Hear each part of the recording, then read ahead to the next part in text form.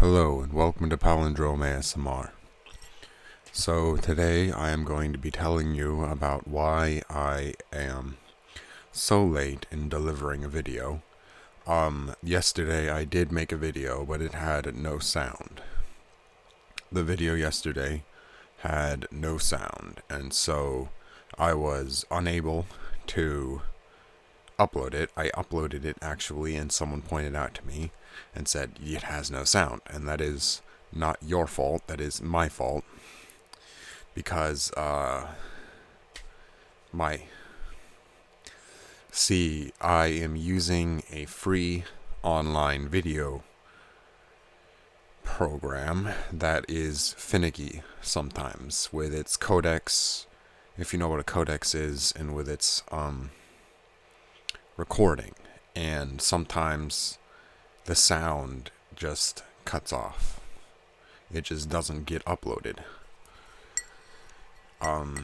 It's probably because I don't check thoroughly enough. It's probably because my video player maybe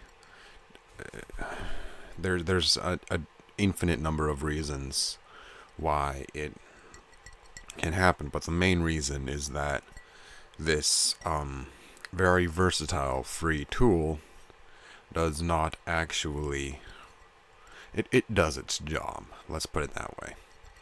It does its job, which is something that I value, and it's completely free, so I have no reason to complain.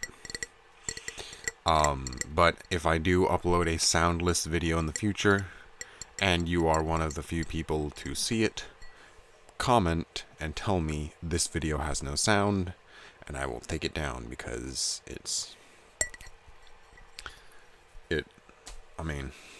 I'm working on a shoestring budget here.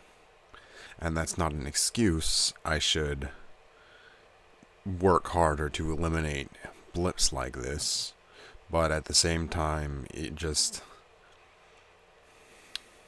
Well, anyways, what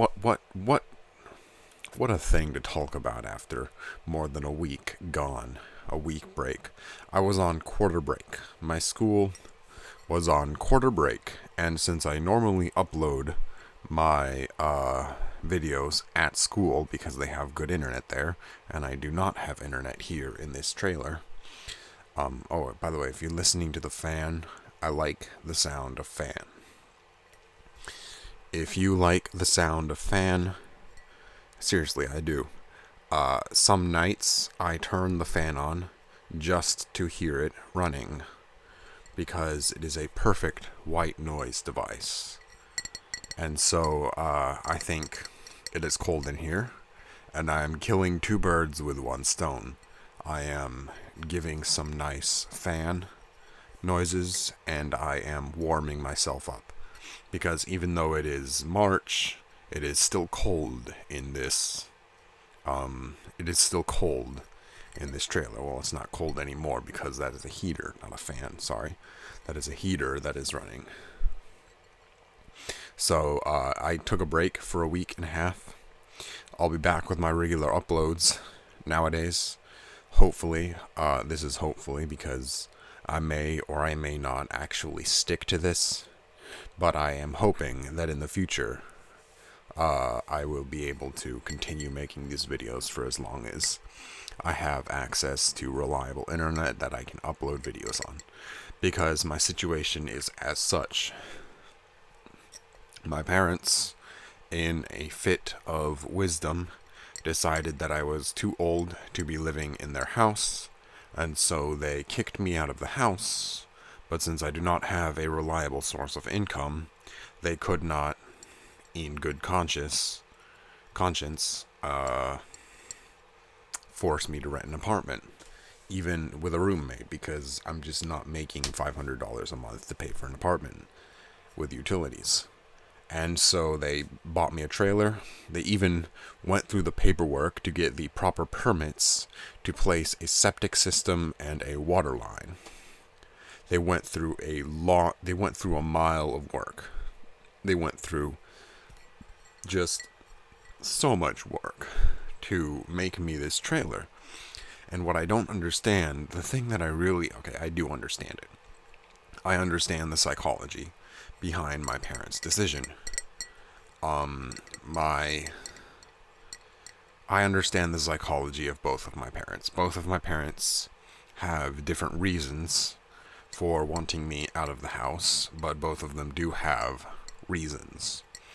My mother's reason is less strong than my stepfather's reason, but both reasons are strong enough to warrant a kicking out. However, my mother's guilt and my stepfather's need for a project kept me here. You see, my mother would probably feel very guilty kicking me out of the house completely. And this, I'm not saying that she is beholden to her guilt. I'm not saying she is a bad person for doing this. In fact, I very much support this decision of hers, because that way I can actually afford to live instead of being completely kicked out of the house, and I still eat dinner. But there is a religious component to this. As you probably know if you watch this channel, I had an awakening of sorts. I had a psychic awakening, not really psychic, not like ESP psychic, but like psychic in the sense that,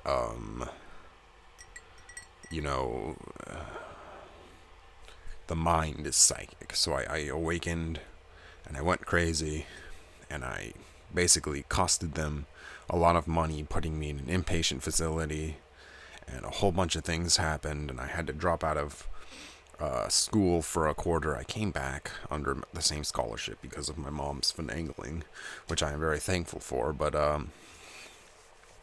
in the end, what it comes down to brass tacks, and that brass tacks is my mother is a very religious person, and she does not like it that I am not religious, that I do not subscribe to the Christian religion. And so she said, this is her quote, that one day she was watching me cross my arms with my eyes closed in church because I do not like listening to sermons, because every sermon is basically a repeat of the same 5. There are like 5 sermons that a preacher can preach, and every other sermon is just a repeat of one of those 5 sermons. I don't know, it may be 6, maybe 4, but the point is, there is a very small amount of information that can be conveyed through a sermon. That is why you take biology once. That is why you take chemistry once, or twice if you're majoring in it. But even if you're majoring in a subject, you do not take classes for more than 4 years. And people go to church their entire lives. I think that indicates a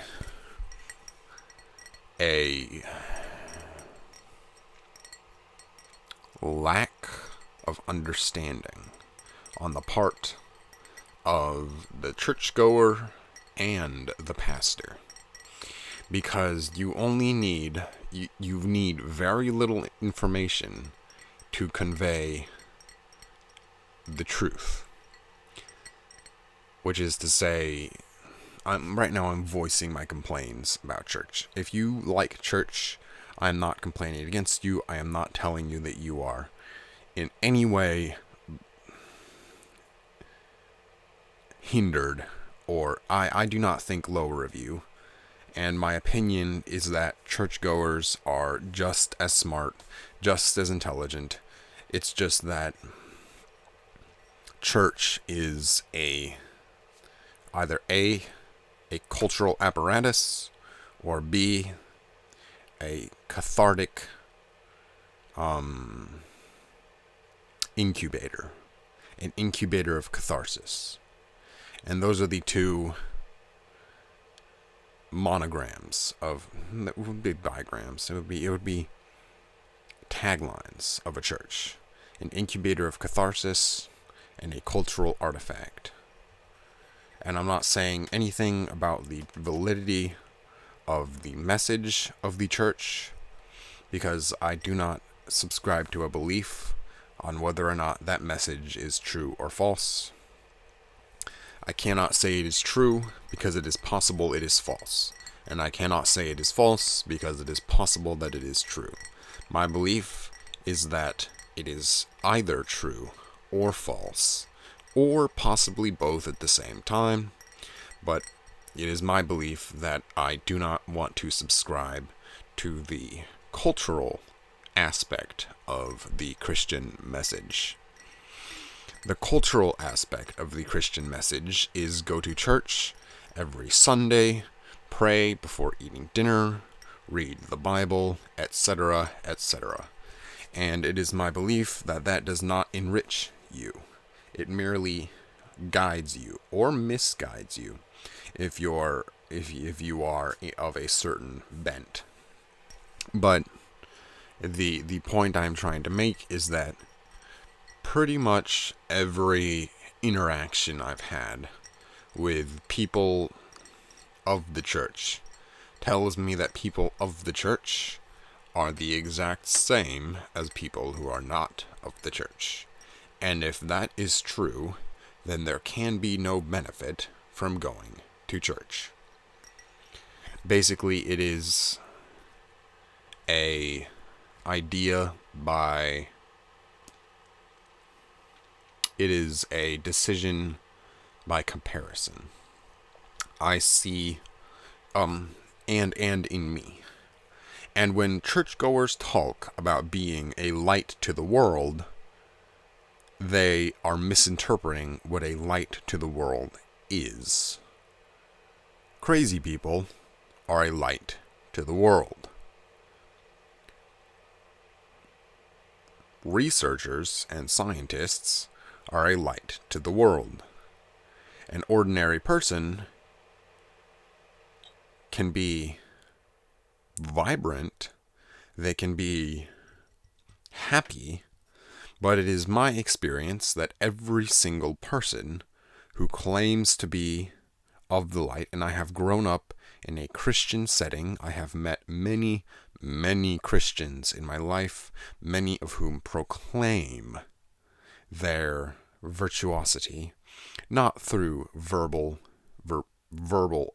affirmation, so to speak, not through a acknowledgement of their virtuosity, but through their actions. Their actions told me that they feel better than others because they are going to church. And that is pretty much the only function of the cultural aspect of religion. It is to assuage men. I'm using the term men here in its gender neutral sense.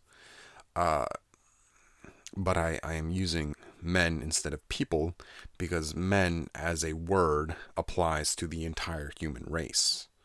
And the human race is too broad, and people is too indistinct. Man, the word here, is a word used by the Bible, and in its gender-neutral form, in its form disassociated from biological gender, it means all of humankind that is alive and who has a will. And by this explanation, I am saying that I think it is my thought that church is not worth the effort. And that is what this long explanation has been all about. That is what I have been trying to say, is that I do not like church because the pastor tells me what and this is a very controversial to me. It's controversial inside of my own discourse. It is a very... they are telling me things that I already know. They are always telling me things I already know. in church. I have this problem a lot in school, not too much in college, but I had this problem a lot especially in elementary school and middle school. Everyone told me stuff I already know, but in elementary school especially. But as I got older, I started diversifying and specializing in, like, I don't, like, when I'm learning chemistry, I learn things I don't know, but that's not the kind of learning things I don't know I'm talking about. Whereas in chemistry and history and English, you are taught facts. In church, you are supposed to be taught insights. There is a critical distinction here. Churches don't teach facts, they teach insight. Because the facts are few and simple. I'm not saying the entire Bible is simple. I'm saying the message of the Bible is almost always the same. And there is this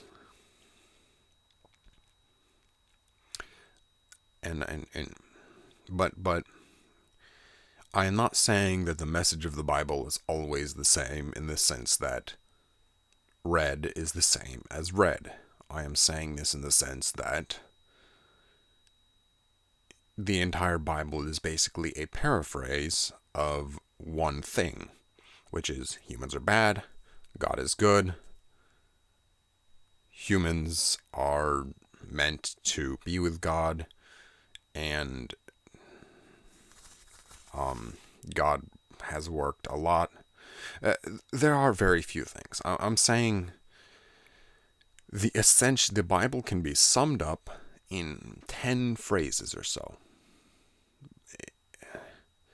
And while you can say that of pretty much any textbook, the point I am trying to make is that most pastors, or all pastors I have known, have not attempted to diversify from those 10 summative phrases.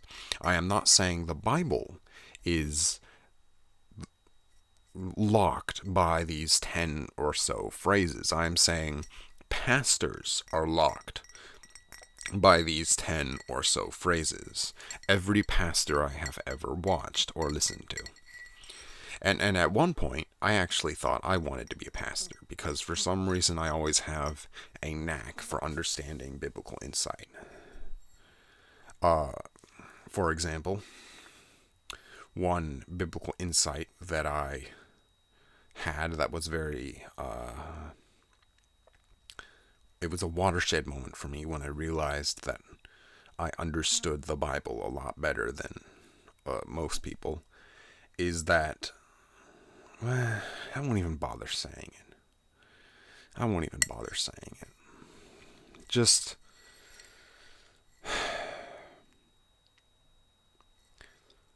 when it comes to factual recall, when it comes to the recall of factual information, I am about as good as anyone else. But when it comes to the synthesis of information, when it comes to the formation of new ideas, I'm very good at that. Which, if you've been watching my channel for long enough, you know that I am not boasting about this. While I may be boasting superficially on a lower level, I have evaluated my own strengths and weaknesses, and I have come to the conclusion that there is almost nothing. Sorry. Anyway, talking like this is damaging to my windpipe, because it's very low and it's very gravelly. And I hope you enjoy this speaking voice, because it's kind of new. I've been practicing. I haven't been doing nothing all of these weeks. I've been practicing a little bit. But I will end with saying that it is very rare it was very rare for me to gain a new insight from a pastor's sermon. Very rare. And while I was not perfect on this score, there were several sermons I remember where I did learn a new insight. They were few and far between, and I could get better mileage by sitting and thinking on my own. I could get better mileage by sitting and thinking on my own for the same amount of time. And that is why I decided to quit church and essentially all organized religion in general. Organized religion is fraught with the trappings of people, and people are limited in their understanding of the divine, including me. But it seems that my eyes are open more than others. I do not subscribe to any one belief, neither atheism, nor agnosticism, nor Christianity, nor any other religion, or any other belief. I am not agnostic. I do not care. I care very much. And I am not atheist. I believe that it is possible that there is a God, whereas an atheist would say it is impossible that there is a God. But I am open as to the nature of that God, if he or she or it exists. This is a very psychedelic viewpoint, as a matter of fact. Although I have never done psychedelics in my life. I merely am very familiar with the psychedelic community because I do a lot of research. Because, like I said, the psychedelic viewpoint is more of a cause of my knowledge of that than an effect of my knowledge of that. I gravitated towards the group of people who understand the world in the same terms that I do. Thanks in part to guidance by my grandfather, who is a psychedelic person. Very psychedelic. That is all. I have rambled for long enough. If you liked this video, tell me. If you didn't like this video, tell me. If you want me to speak in a not so affected voice, because right now I am attempting to make my voice lower. I will admit that I am attempting to make my voice lower, though I know how to do it better than most people, I would assume, because or I can do it better than most people, I assume. Most people deepen their voice like this, but when you really want to deepen your voice, you deepen your voice at the back of your throat. If you want to have a real deep voice, because when you deepen your voice like this, your voice is deep to you. But when you deepen your voice like this, your voice sounds strange to yourself. So, my voice right now sounds extremely strange to me, because deep vibrations are captured and changed by the formation of your skull. And so when you speak like this, you are not actually speaking deep out here, you are speaking deep in here. And so you sound like you are attempting to make your voice low. But when you really speak low, you don't sound like you are speaking with a low voice, because all of the vibrations, the actual lowness, does not resonate up to your ear canal, which is why this is the scientific or the quasi-scientific, because I have no citations, I have no sources. I merely learned this from my music teacher and from other sources, but if you want a deep voice,